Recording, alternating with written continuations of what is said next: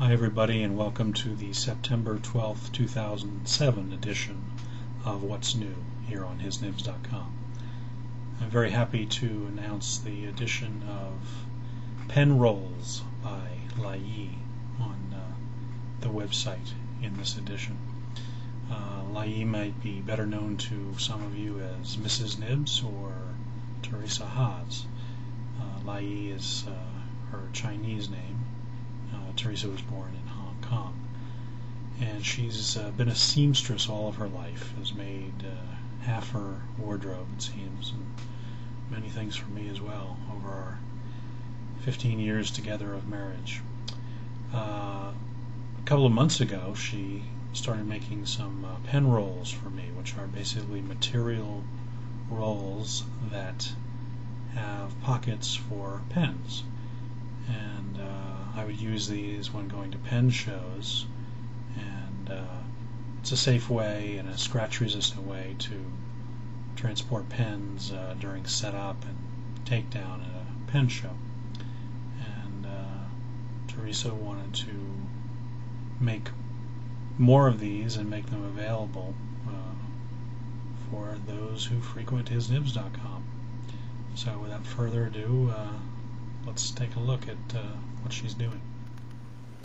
Okay, here we are with the lovely Teresa Haas, Mrs. Nibs. Hello, Teresa.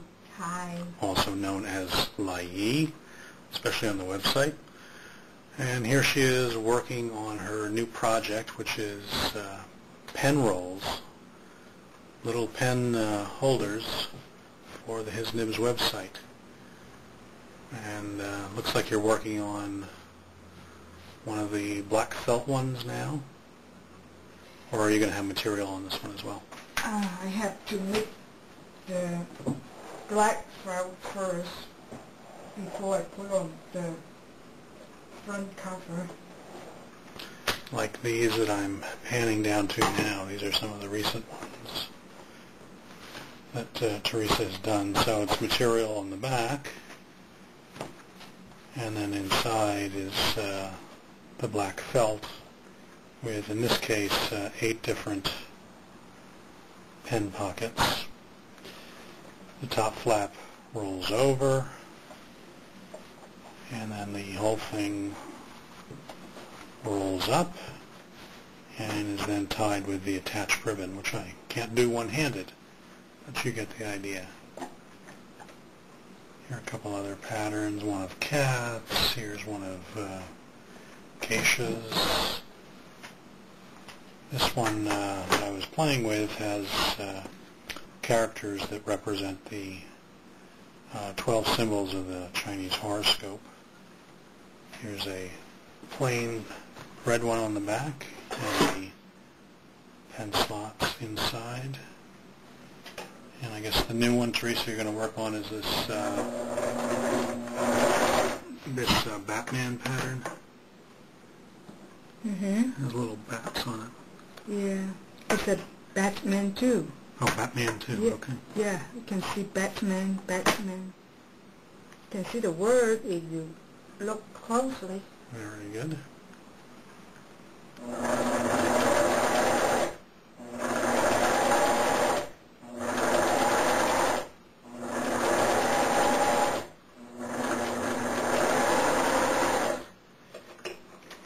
Now we're just pretending, right? Because in actuality I do all of the sewing in this household, right? Yeah, if you want to, maybe take you another 10 years to practice. Oh, okay, I'll practice. Okay, thanks Teresa. Thanks for being part of our video. Thank you. Bye-bye. Bye. Okay, so here we have one of Teresa's completed pen rolls. This one has some lovely Chinese fans as the pattern for the material. And let me turn this over, and I've filled this with 8 pens. All of the pen rolls that she makes that have the material on the outside, the patterned material, are 8-slot pen rolls. So a number of different size pens here, several large ones such as the Waterman Edson, and here we have a Mont Blanc 149, which is considered an oversized pen. So having space for large pens is not a problem with these pen rolls. And all that you do is you fold over the flap so that the caps of the pens are protected as well. And then you just begin rolling up. And then run the attached ribbon around a couple of times.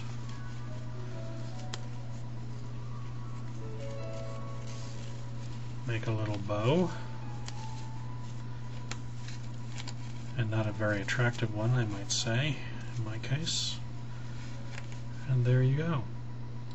An easily transportable way to protect your pens from jostling and scratching and all sorts of nefarious activities that can damage them in transit. I also wanted to mention that Rob Astic of lionandpen.com, here let me use a little visual aid. That's a website, very interesting, has a lot on the history of fountain pens, pens in general, an active discussion board, something that you might want to check out. Again, www.lionandpen.com. Anyway, Rob has initiated an online petition which is going to be sent to the U.S. Postal Service to request their consideration for having a series of stamps on the history of fountain pens. Seems like a terrific idea. If you consider all the hundreds of millions, if not billions, of letters that were addressed using fountain pens over the last century, I think it's high time we had a series of stamps commemorating that fact. If you go to the homepage of hisnibs.com as well, you'll find a direct link to that online form where you can add your name to the petition. The initial goal is to have 1,000 signatures, but I think if we share this website with family and friends, we can do a lot better than that. So check that out, please. Finally, if you're wondering what that music is that's been playing in the background, that's a variation of Johann Strauss's On the Beautiful Blue Danube Waltz. And I had the pleasure last week, as I'm videotaping this, of accepting an invitation to Steinway Hall in Manhattan, across from Carnegie Hall. Yes, I know how you get to Carnegie Hall practice. And it was for the introduction of Steinway's black tie tuxedo line, which I'm not modeling tonight. And one of the highlights of the evening was the performance of a young piano duo named Anderson and Rowe, Greg Anderson and Elizabeth Joy Rowe. And the final piece that they performed was their take on the Blue Danube, and it brought the house down, standing ovation. And on the blog, which is linked again from the main His Nibs webpage, I have a link to video of them performing this composition, which you've been hearing in the background, and it's really pretty amazing. The Blue Danube has special significance for me, since my one public performance performing at the keyboard was at my 50th, my grandparents' 50th wedding anniversary many years ago. And I worked diligently on this piece for my performance to honor their long years of marital bliss. And I was doing fine until somebody in the front row said, "Boy, he's playing well," at which point I pretty much collapsed. They don't collapse, and I think you'll enjoy taking a look at the video on the blog, as it's cleverly shot and the music is great. So until next time, thanks very much for joining us. What's new at hisnibs.com. Take care.